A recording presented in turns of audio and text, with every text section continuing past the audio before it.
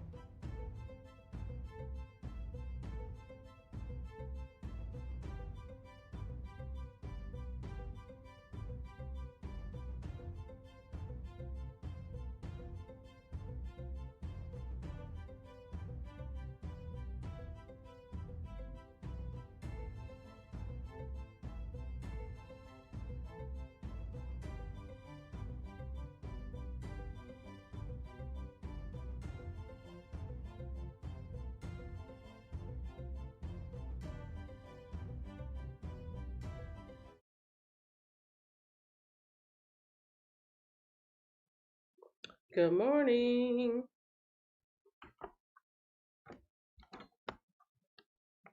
I gotta paint this wall. Good morning, good morning, good morning. How's everybody today, this fine Monday? Good morning. Okay, yes, I can hear myself. Now that I am starting fresh, starting new, I have to discover slightly new things.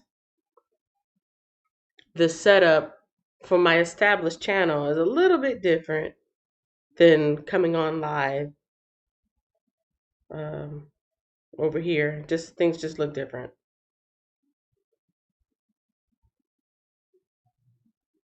So bear with me if y'all don't mind. I just want to make sure everything's the way it's supposed to be, because the way that I'm normally used to coming on and everything is like prearranged and I just push a button to come on, it's not set up like that on this channel. I don't know if it's because it's a new channel or what, but things don't look the same. So I just want to make sure that I'm on. It didn't take me through the same steps that it usually does. Oh, isn't change wonderful? Change is wonderful. Learning new things and learning new ways to do old things. It's amazing. It is Monday. The time is now 7:16 a.m. Central Standard Time in Texas. Today is June 1st, 2020. We are in week 22 of reading the Bible in a year. Reading the Bible in a year. Week 23, excuse me. Week 23. Does it say that on here? See, the setup is so different I can't actually see what's going on.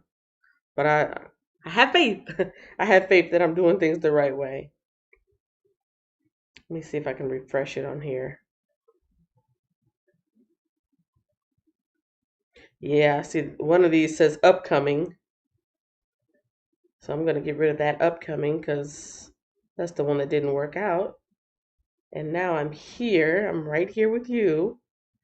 And it says that I'm live on June 1st, 2020. And it says on here I got 7 people. And I can't see things the way I'm used to seeing it, but that's okay. I'm going to roll with it. Oh, that's what I was going to do. I did want to make sure that I go back just in case. And I'm not going to do this probably all week, but I did want to do this just in case. Let me get my share. I'm going to copy this live stream. And then I'm going to go over to my old channel using my live. Ooh.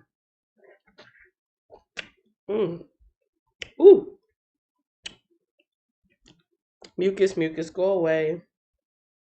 Don't come again some other day. Ken you wants to read and play. All right.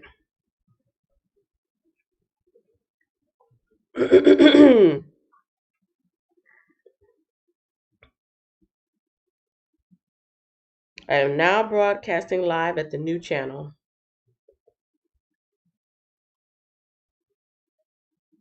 Okay. Bear with me, bear with me.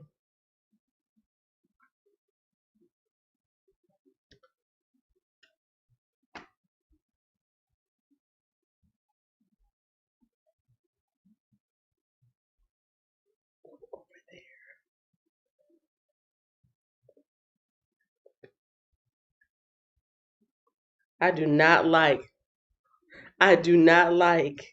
at all the live stream method on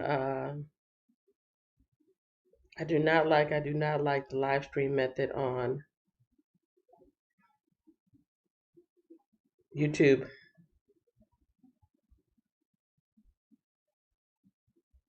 Bear with me, bear with me.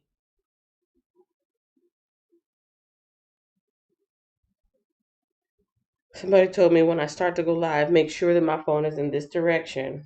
That's what I've been doing, I thought.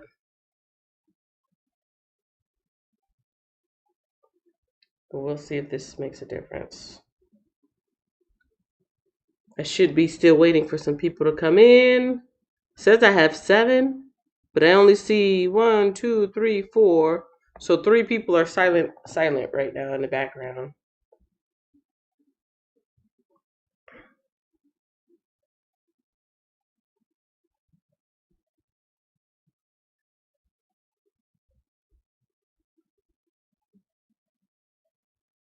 All right.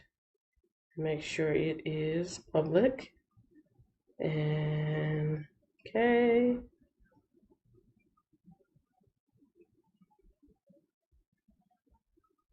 Go over there. Go over there.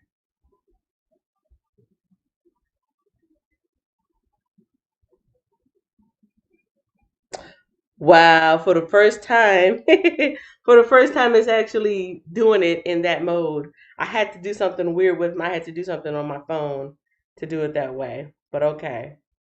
If I see somebody come in the room there on my phone, I'm going to direct them to come here. That's what I'm going to do. I'm going to direct them to come here. It worked. It finally worked. All right, enough of that.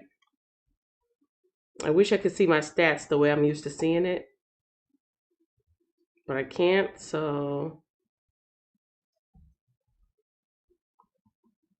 what can I see? I wish I could show you guys how it's supposed to look versus how it usually looks. I do see a chat box over here. Hey, I think this is where I'm supposed to be. No.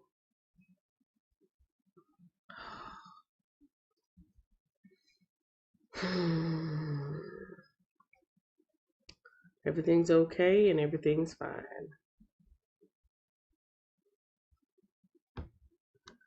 Every time I try to see you guys the way I'm supposed to see you, it's trying to start a new live stream. And so I'm not sure why that is. I'm not sure why that is. I can't see anything. All right. Gonna have to go by faith, Kenya. You cannot see what you're used to seeing. So figure it out afterwards because the people are waiting for the Bible party. This is the point where you get it started. Open your Bible and you start to read. The people are hungry, so you gotta feed them the word, the everlasting word, she said. They need more than just water and bread. Hey! I talented.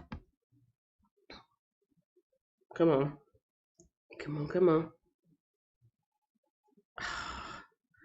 Lord, I'm asking for a break. I'm asking for a break. Lord, bless the live stream. I'm asking for a break. I'm trying. Bless my mind so that I can understand what I'm doing wrong. And bless this machine so that I can get on here. I got 1 thumbs up over here. Okay, that's Nicole. Yeah, this one over here. This is just to redirect people. If anybody comes in, I just want to let them know that I'm here. I don't know. Maybe is that too confusing to be streaming in 2 different places?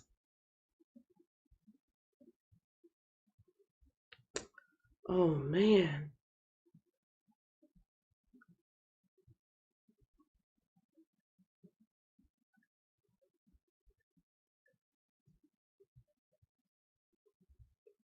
This is so weird. Everything that I set up is gone.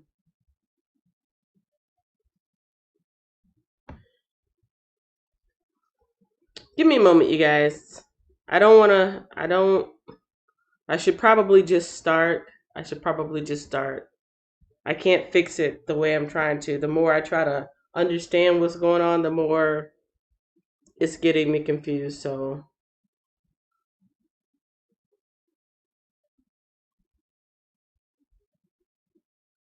I don't know. Let me try one more thing.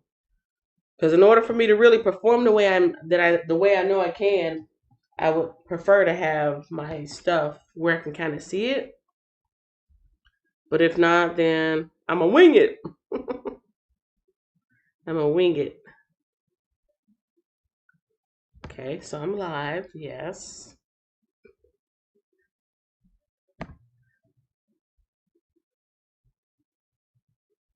Oh, this is terrible. Is this what it's like for new people to come on? Why isn't it looking the way it's supposed to look?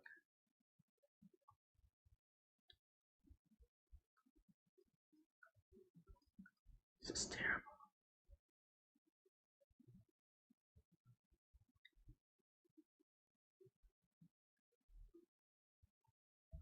Live dashboard.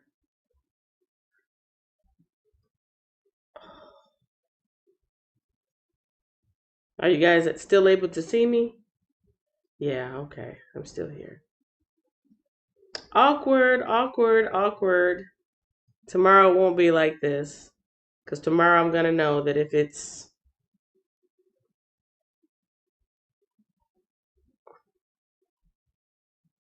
Yeah, this is all messed up.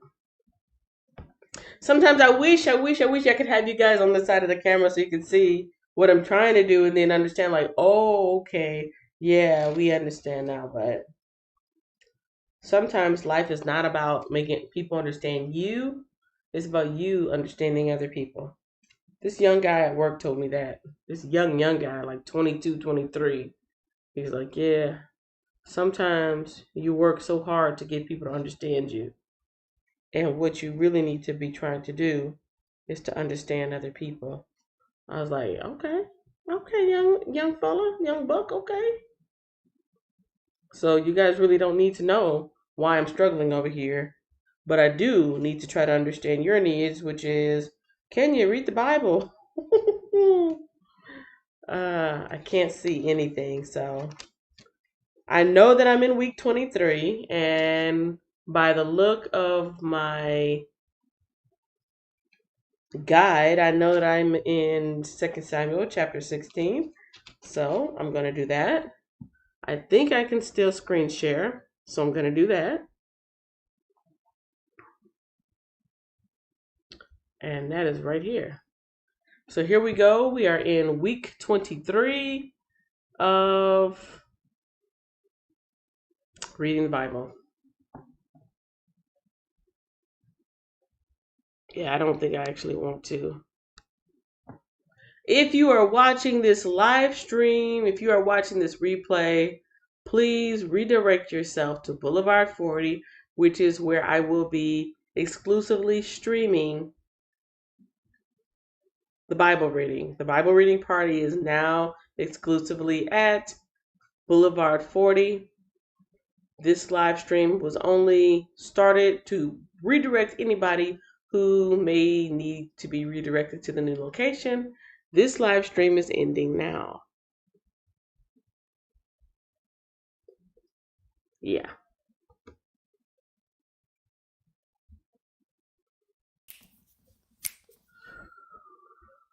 Whew. Okay, just so you guys know, I'm not going to do it in two different places. I feel like I lost a lot of people.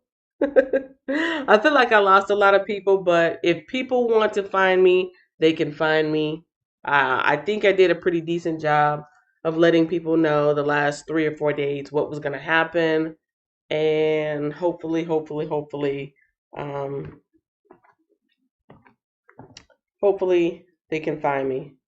But I'm not going to do it in two different ways. I'm putting too much work on myself as it is. So I'm going to give you guys the screen share again so you can look and see what we're getting ready to read. And please bear with me. I will start reading very shortly.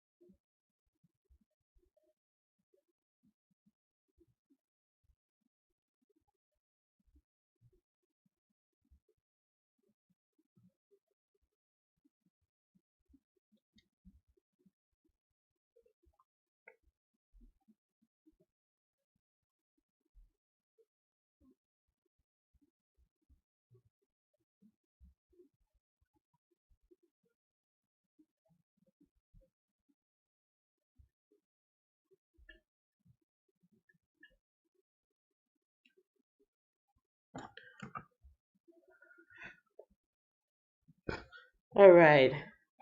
Hopefully, you guys are still in the room. For those of you who are, I bless you for your patience. I bless you for your patience. Thank you, thank you, thank you.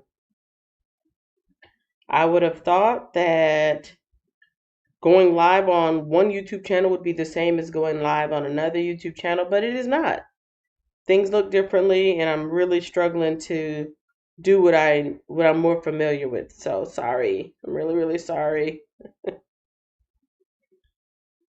I did what I could to let people know where the new place was gonna be, but I didn't know that once I got here, it was gonna be like um, the setup was gonna be different.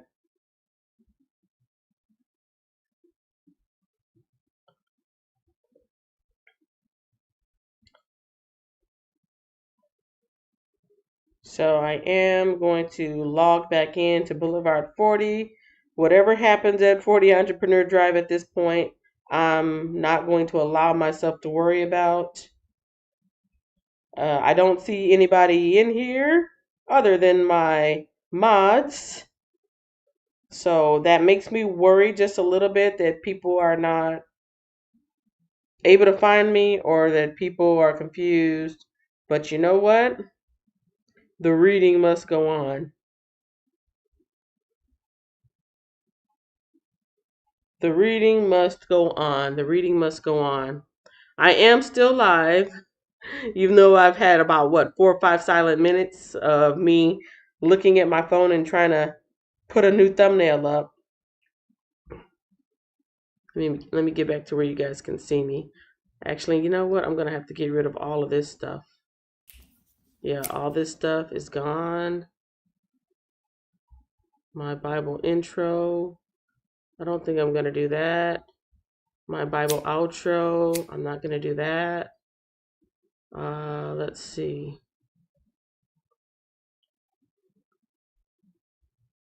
Screen share. I do need to do that. So that needs to be up here. My clouds. Yes, I do want to do that. So pretty much this is all I need. Okay, so now you guys can see me again. Yes, I'm live. I got a message from somebody said your live isn't working. Yeah, I'm live. I was sitting here quietly working on my phone, making up a really quick, like really super quick thumbnail to put on what I just recorded on my phone. Hopefully, it will spread the message. That's what I did. So that I made a quick thumbnail and I put it over at the old channel so that people could hopefully understand if you're looking for me here, I'm not here. Hopefully that will give the message. This is over where people would normally find me. And I've got a hashtag and I've also got the new channel name, so I don't know. We'll see. We'll see. I'm winging it here.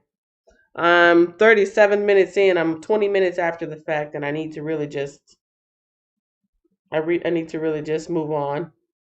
It's hard moving on, you guys. It's hard. Like I want things to be. I know I'm obviously in a different channel, but I want things to be just the way they were, and they're not. And yeah, do I regret making my new channel? No, I'm just annoyed. I'm aggravated because it's very obvious that YouTube does not have the same setup for everybody, and that's interesting. But that is neither here nor there. We are in week 23 of reading the Bible in a year. This is the screen share of my Bible study book. Thank goodness for small favors. I can still do my screen share and everything. Let me give you guys the breakdown of this week. Week 23 is called Walk Wisely. Walk Wisely. And it starts off saying that David's son Absalom listened to the wrong advice and was killed by David's commander, Joab. Despite his son's treason, David greatly mourned Absalom's death. Let me see if I can come back and do something real quick. I know I'm all over the place here. I'm so sorry. I'm trying to make it as convenient as possible for people who do at least watch the replay. Where's that highlight button? Ah, where's that highlight button? Ah, now even the highlight button disappeared. Ah, YouTube, you're making a fool of me. Oh, why is this a whole different layout? I'm supposed to be able to do a highlight, like a little chapter thing to show.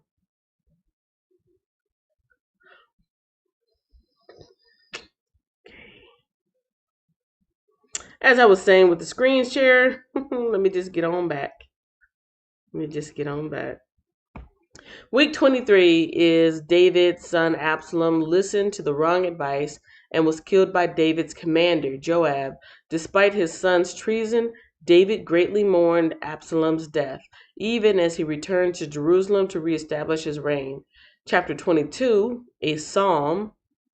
Let's see. This refers to Psalms 18. It expresses David's strong faith throughout his lifetime. The last 4 chapters of 2 Samuel are not placed chronologically. So that's something to be mindful of, you guys. When I start reading the last 4 chapters, things might seem a little out of whack because that is not in chronological order. Paul's letter to the Galatians, and Galatia was a region in what is now Turkey, countered the false teaching that salvation depends on keeping the Jewish law. Paul emphasized repeatedly in this letter that the truth of the gospel is salvation through faith in Jesus alone. He encourages and instructs believers to rely on the Holy Spirit's power and guidance in order to live in freedom and love. The book of Kings continues the story of the nation of Israel. Before he died, David had announced that God had chosen his son Solomon to be the next king and to build the temple. And that refers to 1 Chronicles 28, 5 through 6. When Solomon began his reign by asking God for wisdom, God gave him not only great wisdom, but great wealth and honor too. And these are the checkpoints for this week. 2 Samuel, well, these are the readings that I'm going to be doing. 2 Samuel 16 through 18, that's today. 2 Samuel 19 through 21, that's tomorrow, Tuesday. 2 Samuel 22 through 24 will be Wednesday. Come Thursday, I'll read Galatians 1 through 3. By Friday, I'll read Galatians 4 through 6. By Saturday, I'll be in the book of 1 Kings 1 through 3. And by Sunday, I will be in 1 Kings 4 through 6. And these are the checkpoints for this week. Tangled in a tree. 1,000 sacrifices. 2 mothers. The cedars of Lebanon. The fruit of the Spirit. Those are the checkpoints. Tangled in a tree. 1,000 sacrifices. 2 mothers. The cedars of Lebanon, and the fruit of the Spirit. And this is a small quote underneath by Priscilla Shearer. Priscilla Shearer. I do not know who she is, but she said, "This is why he speaks in the Bible, to cause us to encounter him in a way that we otherwise might not have had the privilege of seeing or being a part of. And I think that she is talking about is God. Reading the Bible is a way for us to know God in a way that we otherwise might not have the privilege." So that's interesting, very interesting. All right, let me see. Let me get back to you guys here. Yep, I think I still got 4 in the room. No, I got 6 in the room. So somebody's here. All right, so we're back. This is so awkward. You guys get to see me squirm. I'm like so uncomfortable right now. I don't like it at all. I don't like it. I don't like it at all.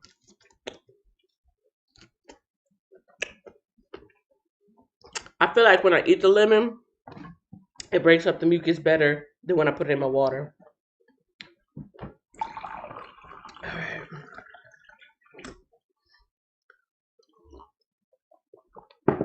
Mmm. You know what? I am going to do one more thing. My grandmother likes to watch me, and she might not have the link.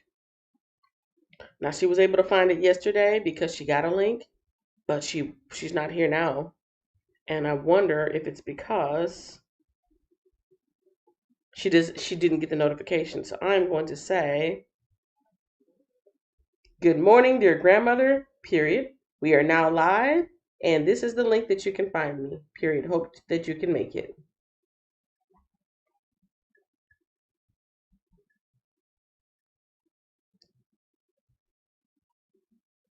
All right.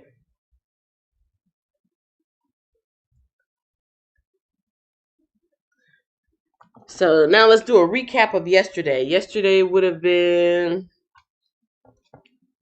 oh, I can't see anything. Yesterday would have been 13, 14, 15, right? So this is the recap from yesterday. Started off pretty sour with the rape of Tamar by one of her brothers, or her brother's brother, Amnon. His obsessive love turned to hatred for her, and after the fact, Absalom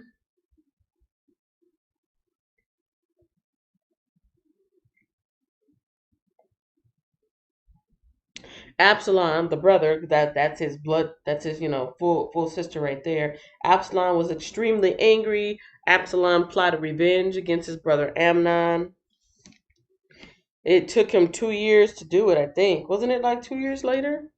Yeah, 2 years later, he was able to arrange for that part of the family to come over for some type of feast or whatever that was going on during the sheep shearing.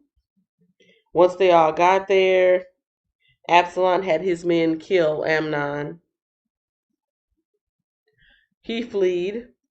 Chapter 14, we got Joab. Joab arranges for Absalom's return. Of course, King David allows him to come back, but he says, I don't even want to see him. He can come back to the kingdom, but I don't want to see him here. Absalom is quite upset with this. He's like, well, why did the king even let me come back if he really isn't letting me come back, in his presence? But in verse 25 of chapter 14, Absalom reconciled to David. In chapter 15, Absalom's rebellion. This is where David's son is actually trying to come and dethrone him, and he succeeds. Now we are in chapter 16, 17, and 18, and it starts off talking about David and Ziba. Don't know who David and Ziba are, but let's find out.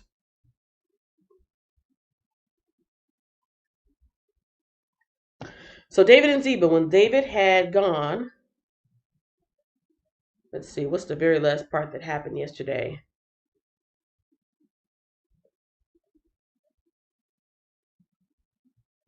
Okay, so in chapter 15, Amnon has just been, no, in chapter 15, David and his family, David and the kingdom, all the people in the kingdom, hear word that, hey, your son's about to come kick you out. There's about to be a coup d'etat. And David is fleeing, him and his closest advisors and people that are around. So David is in the middle of going through the city streets, and the citizens are watching the king leave, and they're crying and weeping. And there's one person that's in the group that's like, hey, you're not even a part of our group. You are actually part of, my son's group. You came here for some reason. I don't remember, what was it?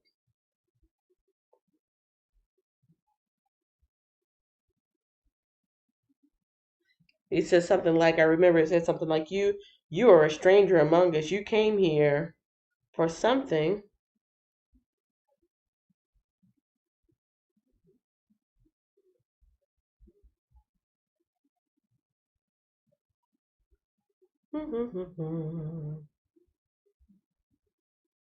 Here we go. Verse 32, I think.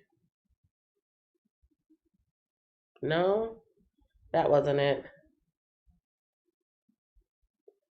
Verse 19. The king turned and said to Ittai, a leader of one of the men from Gath, Why are you coming with us? Go back to King Absalom. For you are a guest in Israel, a foreigner in exile. You only arrived recently, and should I force you to wander with us? I don't even know where we're gonna go. Go on back, take your kinsmen with you, and may the Lord show you his unfailing love and faithfulness. So in either case, King David is leaving the kingdom, and now we're in chapter 16. When David had gone a little beyond the summit of Mount Olives, Ziba, the servant of Mephibosheth, remember Mephibosheth? He showed his kindness to one of the crippled sons of Jonathan, or Jonathan's grandson, or Jonathan's son, was waiting there for him. He had 2 donkeys loaded with 200 loaves of bread, 100 clusters of raisins, 100 bunches of summer fruit, and wineskin full of wine.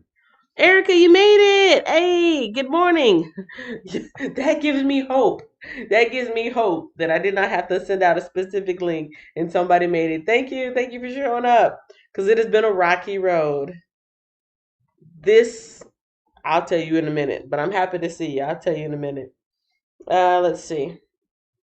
Chapter 16, verse 1. I'm still in verse 1. What are these for? The king asked Ziba. Ziba replied, the donkeys are for the king's people to ride on, and the bread and summer fruit are for the young men to eat.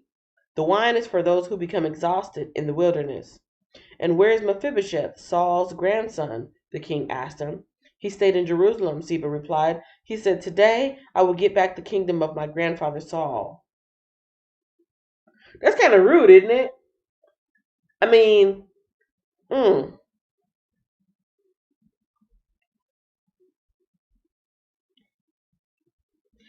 Verse 4. In that case, the king told Ziba, I give you everything Mephibosheth owns. I bow before you, Ziba replied. May I always be pleasing to you, my lord the king. Okay, I got a little break in between here before there's something else happening. Shimei curses David. That's what's going to happen next. But, okay, Saul, y'all remember Saul? Saul was anointed to be the king. Saul lost favor with God because of his disobedience and some selfish ways, and of course, some murderous ways. It turns out some jealousy. So, little by little, Saul lost favor, and David was anointed king. Once, was it the Philistines that were taking over? When, I think it was the Philistines that was taking over, and that's when the nurse dropped the baby, and that was, baby Mephibosheth, and they're trying to run for cover, take cover. Mephibosheth has been living off on his own all this time, wherever, probably living, not such a good life. And then David, out of the kindness of his own hearts, takes Mephibosheth, brings him back into the kingdom, and says, you can eat at my table. I'm going to take care of you. I'm going to promise to take care, just like I promised, I'm going to take care of you. So Mephibosheth has this beautiful grace. He's been blessed for no good reason other than the kindness of David's heart. And then he stayed behind once, what would that be? His uncle? I think that would be his uncle. His uncle Absalom says, oh, I'm going to oust my daddy and I'm going to take over the kingdom. And instead of going with David, the person who basically kind of saved him and brought him back to life, he says in verse 3, and where is Mephibosheth, Saul's grandson? The king asked him. He stayed in Jerusalem, Ziba replied. He said, today I will get back the kingdom of my grandfather Saul. I just think maybe I'm reading this the wrong way, but that seems a little ungrateful. On the one hand, yes, this is your kin people. This is your blood relations, but you've been saved by this person. That's a bold move. All right, now I'm going to go into verse 5. This is Shimei. Shimei curses David. As King David came to Bahurim, a man came out of the village cursing him. Good grief, now what? It was Shimei, son of Gera, from the same clan as Saul's family. He threw stones at the king and the king's officers and all the mighty warriors who surrounded him. Get out of here, you murderer, you scoundrel, he shouted at David. The Lord is paying you back for all the bloodshed in Saul's clan. You stole his throne, and now the Lord has given it to your son Absalom. At last you will take some of your own medicine, for you are a murderer. Why should this dead dog curse my lord the king? Abishai, son of Zeruiah, demanded. Let me go over there and cut off his head. No, the king said. Who asked your opinion, you sons of Zeruiah? If the Lord has told him to curse me, who are you to stop him? Then David said to Abishai and to all his servants, my own son is trying to kill me. Doesn't this relative of Saul have even more reason to do so? Leave him alone and let him curse, for the Lord has told him to do it. And perhaps the Lord will see that I am being wronged and will bless me because of these curses today. So David and his men continued down the road, and Shimei kept pace with them on a nearby hill, cursing as he went and throwing stones at David and tossing dust into the air. The king and all who were with him grew weary along the way, so they rested when they reached the Jordan River. What would you do in that situation? Because at this point, I'm feeling some kind of way. What would you do in this situation? Like, even though David has really messed up with Bathsheba, and Uriah, for the most part, he does tend to admit when he's wrong, and he does tend to like be really humble. Before even Jesus had the opportunity to say, if somebody slap you on the cheek, turn so they can slap you on the other cheek. David, at this point, he's had so many opportunities to really, lay it on people, and he's still being humble and still, well, if that's what the Lord is telling him to say, I would have been like, sucker, I'm still the king. I might be leaving under duress, but I'm still the king. I mean, he could have used some type of power. He could have used some type of authority, but he didn't. But really, what do y'all think about that? The fact that and just think that means all this time, all these years or whatever that David has been there, the descendants and family of Saul have always been holding that bitterness inside. They never let it go, and they waited for this opportunity. So years and years, you're under this man's authority in the kingdom, being ruled by him, and they never really accepted him. They never accepted him, even though he was anointed. To the point of they didn't accept him to the point that when this all happened, they start throwing stones at the king. That's pretty bold. I mean, even when there's an exchange of power between presidents, even when there's an exchange of presidents, one steps down and one goes and takes the oath and all that. People don't wild out like that, or do they? If they do, let me know. Let me know. But that is pretty crucial. And that is very, very humbling. You come from here, and then, oh my goodness, my son is trying to take over. And so he could have stayed and fought, but who really wants to fight their own child, right? He could have stayed and defended his throne. And he could have been like, I bet my son won't take my throne. Nope. Y'all ready? Ready. If my son want to come at me, let him come at me. But he acquiesced. He said, no. If this is what he wants to do, I don't want any bloodshed between me and my own child. I'm gonna leave. So many tough decisions. So many emotional things going on, and so many tough decisions. I want to feel bad for David, because this is the golden child. This is King David that everybody has fallen in love with all this time. Little shepherd boy, the hero, David and Goliath. Saul killed 1,000, David killed 10,000. He just keeps getting better and better and better and better and better. And just, if he would only looked away when Bathsheba was out here taking her bath, if he would have only looked away, he would have probably rode out his glory days, on into the sunset. But at this point, it's like a decline, decline, decline. We got rape going on in his household. We got one brother killing another in his household. We got his son is coming to take over the kingdom. And then on his way out of the kingdom, we got people throwing rocks at him and dust up in the air. Instead of saying kick rocks and eat my dust, they literally throw rocks and put dust up in the air. Man, what a sad, sad day for David. Okay, this is verse 15. Ahithophel advises Absalom. Ahithophel advises Absalom. Meanwhile, Absalom and all the army of Israel arrived at Jerusalem, accompanied by Ahithophel. When David's friend Hushai the Archite arrived, he went immediately to see Absalom. "Long live the king!" he exclaimed. "Long live the king!" "Is this the way you treat your friend David?" Absalom asked him. "Why aren't you with him?" "I'm here because I belong to the man who is chosen by the Lord and by all the men of Israel," Hushai replied. "And anyway, why shouldn't I serve you? Just as I was your father's advisor, now I will be your advisor." Then Absalom turned to Ahithophel and asked him, "What should I do next?" Ahithophel told him, "Go and sleep with your father's concubines, for he has left them here to look after your place. Then all Israel will know that you have insulted your father beyond hope of reconciliation, and they will throw their support to you." So they set up a tent on the palace roof where everyone could see it, and Absalom went in and had sex with his father's concubines. Absalom followed Ahithophel's advice, just as David had done. For every word Ahithophel spoke seemed as wise as though it had come directly from the mouth of God. Chapter 17. Now Ahithophel urged,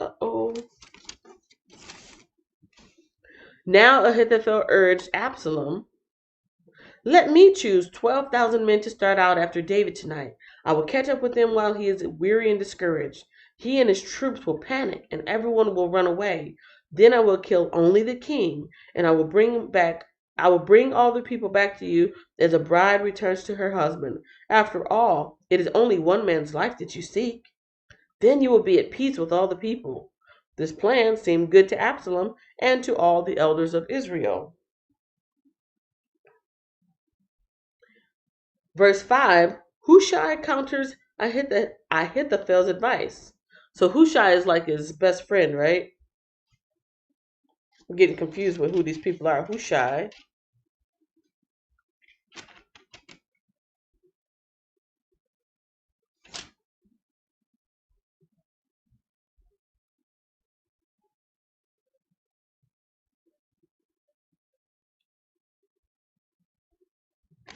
You know what? Since I'm right at the start of 17, I'm actually going to jump into my Bible dictionary. Because sometimes there's so many people interacting with each other that I get confused who is who. I wonder if I can find who Hushai is. Because I want to make sure I'm understanding this right. Uh-oh. I've got my fan on this, blowing my pages. Who is Hushai? Okay. Hushai, a friend and wise counselor of King David. Okay, so Hushai is a friend of King David and a counselor of King David. During Absalom's revolt, Hushai remained faithful to David and became a spy for him in Jerusalem. He probably was the father of Baana, one of Solomon's 12 officers. Okay, so who is this Ahi,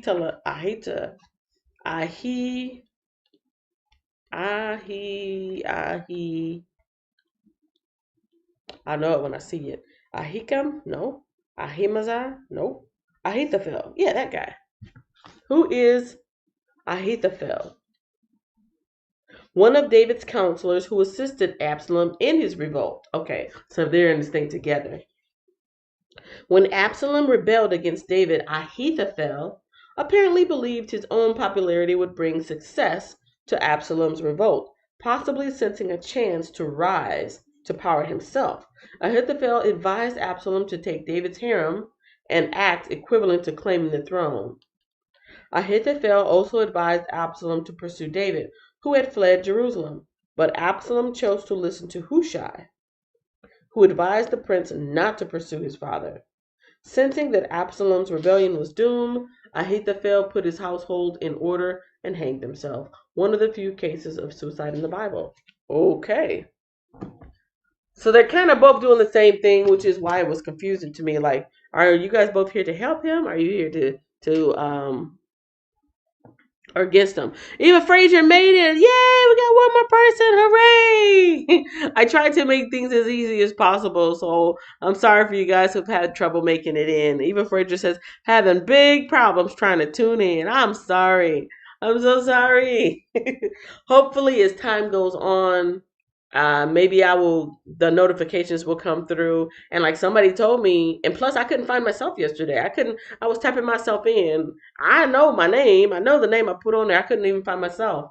So thank you for trying. Thank you for making it. You did not miss much. Matter of fact, the majority of this live stream today has been very awkward, uncomfortable, unorganized, and messed up. Because even on my side, things look differently. I'm gonna show you guys real quick. You guys wouldn't know what it looks like anyways. But this is what I'm looking at, right? See this white screen? This white screen is not how I usually conduct things. It doesn't. It's this totally different, right? What I'm used to seeing is something that looks like this, and it won't even let me go there. So I can't conduct things the way I'm used to conducting it. It will usually be a lot more organized. It'll show me how my stream is doing and my analytics. And now it won't even let me come here unless it keeps asking me, do you want to set up a new one? No, I don't want to set up a new one. I want to manage what I'm already doing. And then it just keeps going back and forth, going back and forth. It's so weird. It's so weird. Yeah, so it's been really messed up on my side too. And I probably just messed it up even more, did I? Okay, good. I'm back. Yeah, this whole little screen right here, I do not normally use this screen.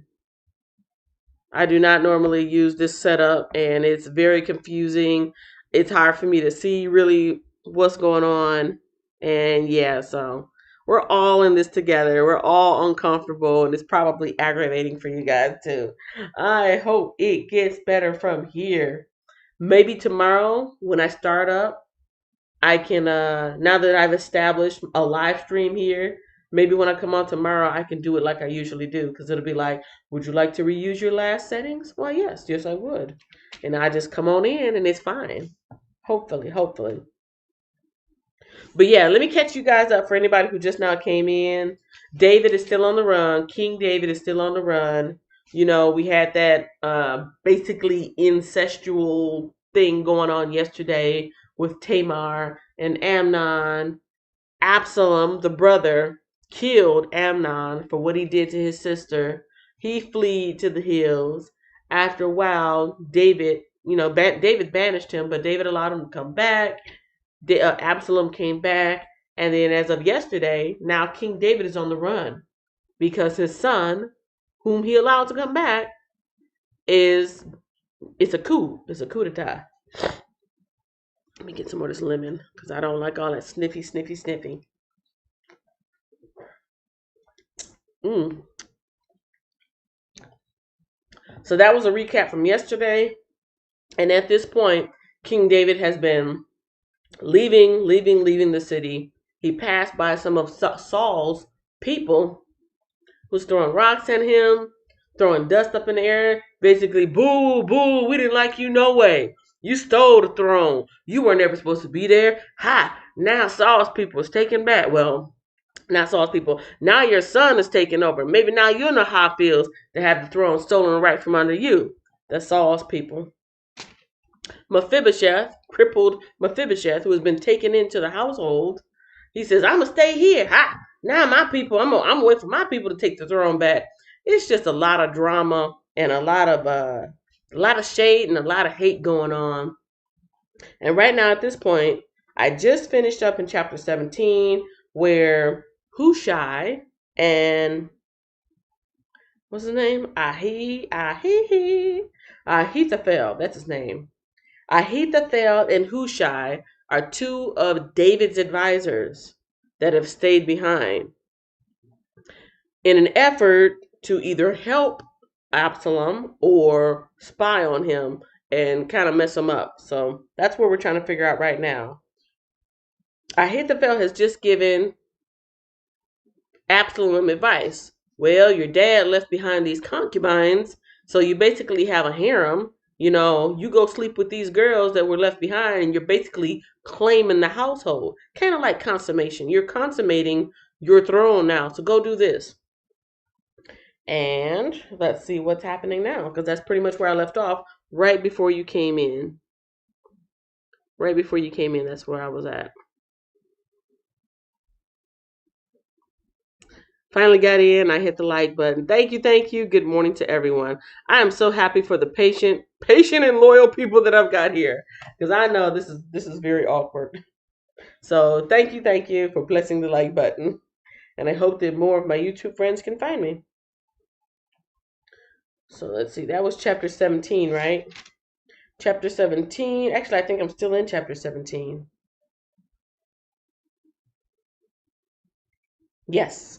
Chapter 17, verse 5. Hushai counters Ahithophel's advice. So we got these two advisors. Hushai, every time I say that, I'm thinking of, it sounds like a Chinese name. I wonder if this person have Asian roots. Doesn't it sound like Hushai, Hushan, or Hushai, something like that? And Ahithophel, that almost sounds like a Greek name. I mean, I've been reading some of these names long enough to kind of hear some patterns, but it sounds like these people have different cultural backgrounds. Not that that has to do with anything, I'm just observing. But Hushai, advisor number 1, counters Ahithophel's advice, advisor number 2. Verse 5. But then Absalom said, "Bring in Hushai the Archite. Let's see what he thinks about this." When Hushai arrived, Absalom told him what Ahithophel had said. Go sleep with these concubines, and this is how you need to establish your power.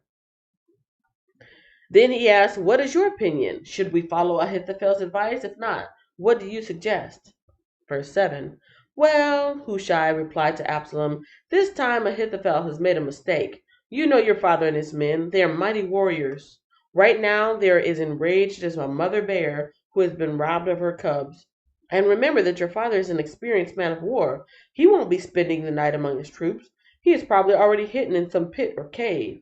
And when he comes out and attacks, and a few of your men fall, there will be panic among your troops, and the word will spread that Absalom's men are being slaughtered. Then even the bravest soldiers, though they have won the heart of a lion, will be paralyzed with fear. For all Israel knows what a mighty warrior your father is and how courageous his men are." Ah. So Ahithophel said, not only should you go sleep with these concubines, but go chase down your daddy and kill him and bring back the head.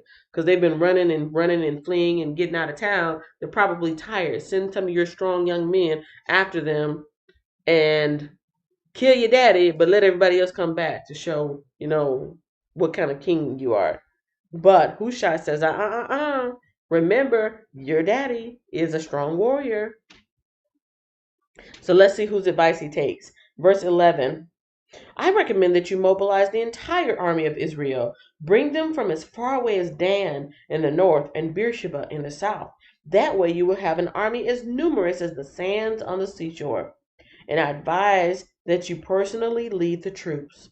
When we find David, we'll fall on him like dew that falls on the ground.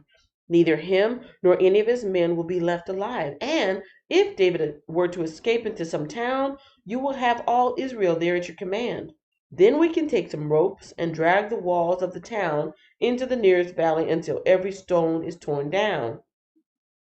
Then Absalom and all the men of Israel said, "Hushai's advice is better than Ahithophel's, for the Lord is determined to defeat the counsel of Ahithophel, which really was a better plan, so that he could bring disaster on Absalom." And in verse 15, Hushai, the guy who just was giving advice to Absalom, Hushai warns David to escape.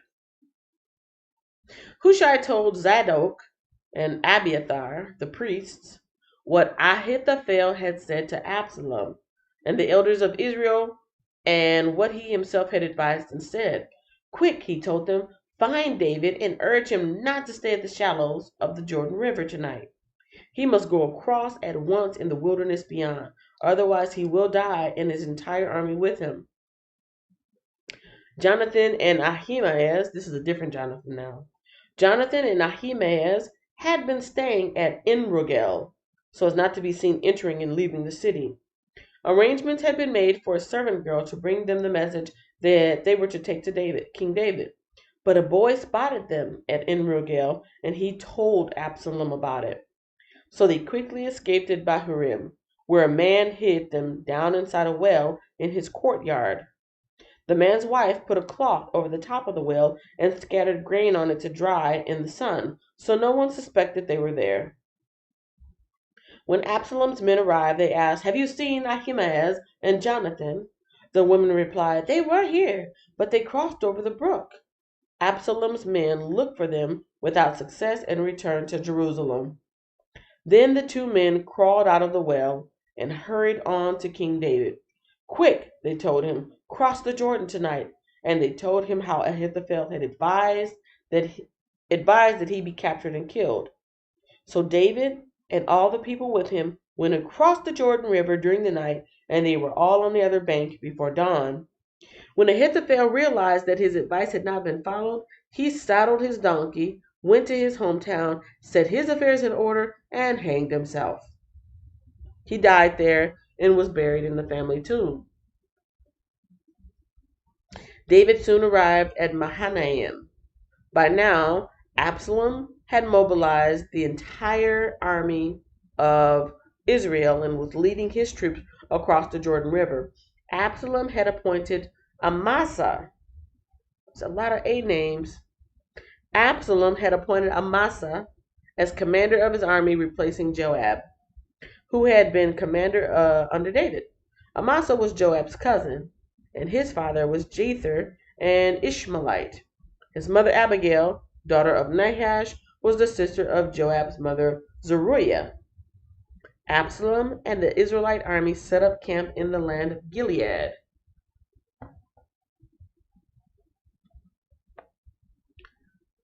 Let me go back and make sure what I'm reading. Okay, so 18 is the last.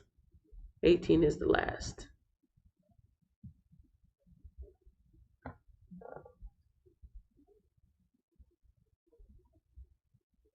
Verse 27, when David arrived at Mahanaim, he was warmly greeted by Shobi, son of Nahash, who came from Rabbah of the Ammonites, and by Machir, son of Ammiel, from Lodabar, and by Barzillai of Gilead, from Rogelim. They brought sleeping mats, cooking pots, serving bowls, wheat and barley flour, and roasted grain, beans, lentils, honey, butter, sheep, goats, and cheese for David and those who were with him. For they said, "You must all be very hungry and tired and thirsty after your long march through the wilderness." That was nice. At least they got some kind of respect. Let me check in with the chat to make sure I don't miss anything. All right. Any questions so far? You guys all right? You guys finally getting settled in now that you found me? Chapter 18 is coming up very shortly, and it is the last chapter for today.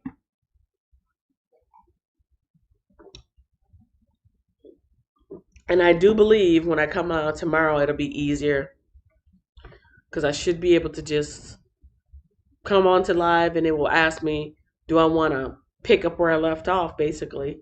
And it should let me be able to do it. But today, it was terrible getting on here. Nobody said change was going to be easy, and nobody said change was going to feel good, but it was necessary.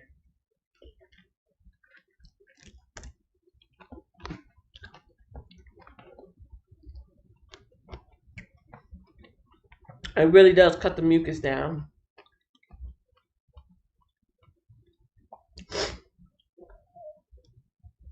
A lemon a day keeps the mucus away. All right. Nicole says, listening. Good. Whew.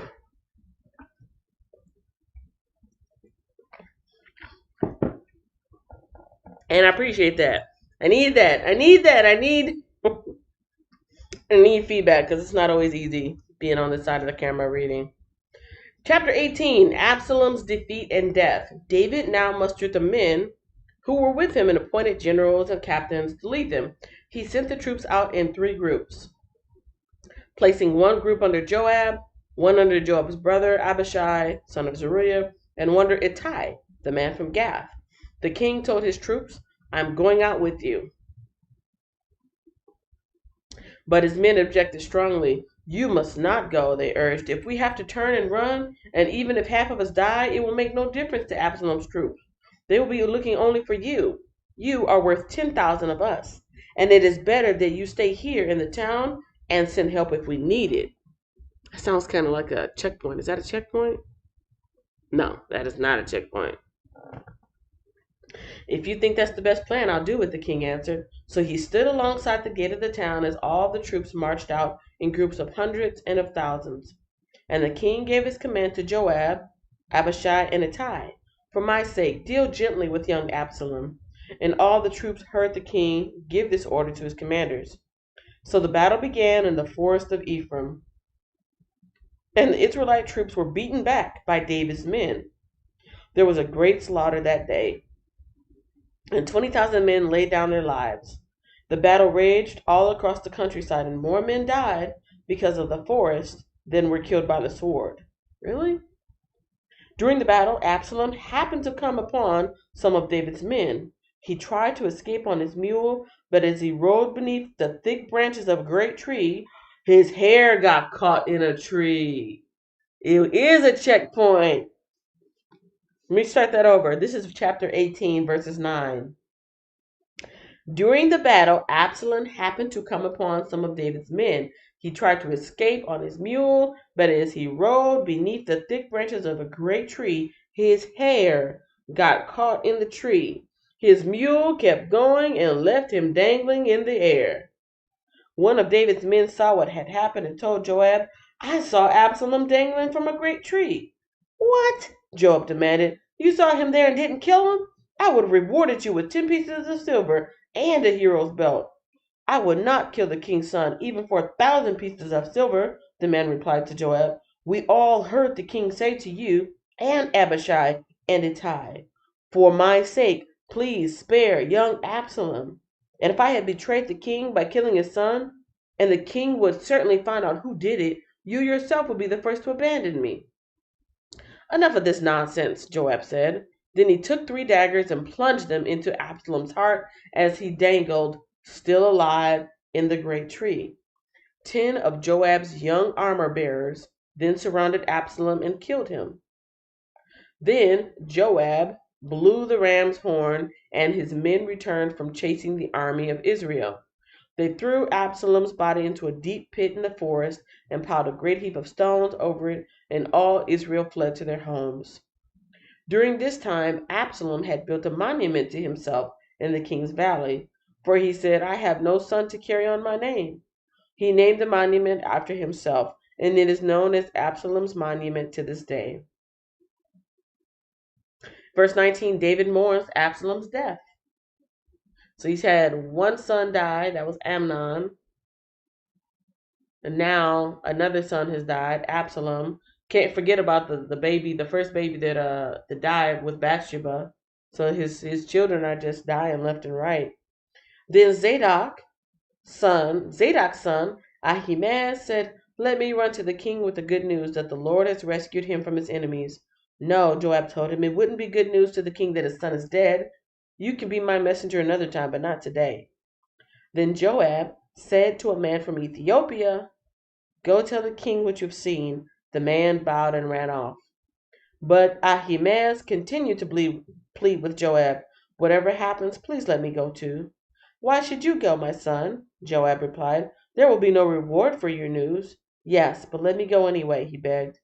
Joab finally said, All right, go ahead. So Ahimaaz took the less demanding route by way of the plain and ran to Mahanaim ahead of the Ethiopian.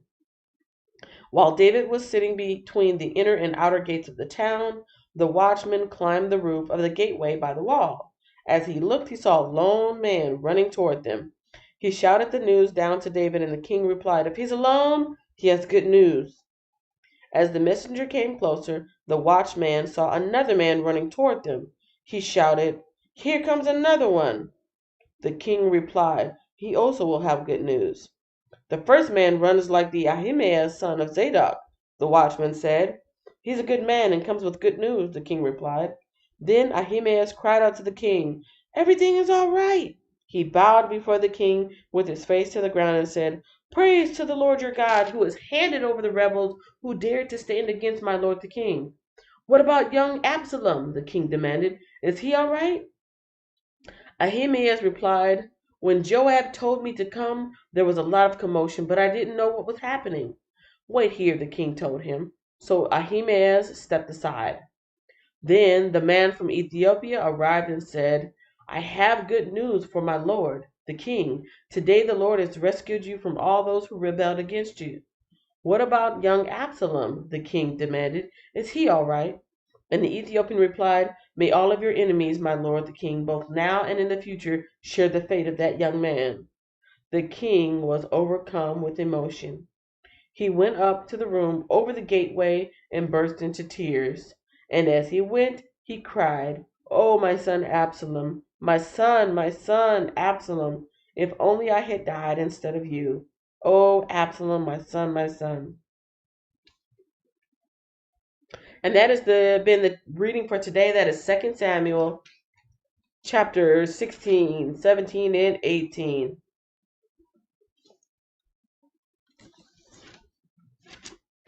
I am definitely going to be editing this particular version just because it was so much confusion with me coming on and a lot of dead space that it it really should be trimmed up. So yes, thank you for your patience. Thank you for the people who worked a little harder than they probably should have to make it here. I appreciate that. Yes. So this is going to be where I'm going to be doing my Bible readings every morning, 7 a.m. Central Standard Time. I will continue to read the Bible every day because that's my New Year's resolution. And so far, I think that's the top one that I've been doing pretty well. And I'm very proud of myself for that. So yeah. The way it says mules are slow.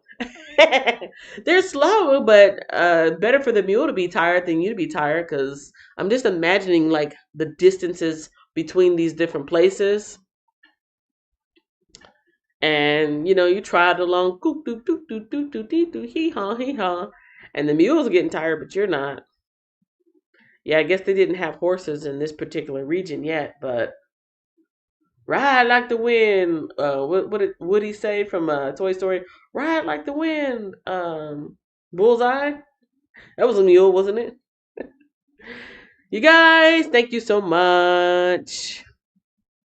I'm happy. I'm proud of myself for making it through this because it was very annoying not to have this part set up the way I wanted to. But I'm happy that you all made it. I'm happy that I was able to start off a new month. Hold on. A new day, a new week, a new month on a new channel. So I did it. It wasn't easy, but hey, it happened. It only gets better. Every time I do it, it's going to get better. I have to believe that. Have to believe that. Yes. I don't think I've got an outro. Yeah, I don't think I've got an outro because the old outro had my old channel name on there. It doesn't make sense. Maybe I'll make a new outro. Boulevard 40, Boulevard 40. Thanks for watching. It doesn't rhyme with drive because I was really clever when I came up with that. Entrepreneur Drive. Thanks for watching. Share, like, and subscribe. I was like, oh, that rhymes. I'll come up with something. I'm pretty creative. Cheesy, but creative. So I'll come up with some new outro and that'll be that. So thank you guys. Quick outro prayer. Lord, thank you for today. Even though I was frustrated, I am not going to focus on the parts that were frustrating. I am not going to focus on the parts that made me uncomfortable. I'm not going to focus on the parts that aggravated me. I'm going to focus on the fact that I was able to read my Bible as usual in the comfort and safety of my own home. I was able to get on live. I was able to reach out to some friends, not all friends, and that is enough for me. I was able to get my message across and I was able to make it through. And yeah, and it was as good as it could have been. And for that, I'm grateful. That's all I'm going to say. It was as good as it could have been. And for that, I'm grateful. I pray that anyone who listens to any of these Bible readings is encouraged to read just a little bit of the Bible on their own time so they can come to their own understanding, build up their own faith, and build up their own relationship with you. That is my prayer. Amen. And on that note, I will see you guys. Kenya, congratulations on your new move. Thank you so much. Thank you, thank you, thank you. Thank you, thank you. Because this channel has a certain label, it has certain descriptions that I put on the back, certain tags. I think that people looking for Bible readings are going to be able to find me better now. That was the whole purpose of it. People who are looking for my other kind of videos are going to be able to find those better because it won't be mixed in with this. And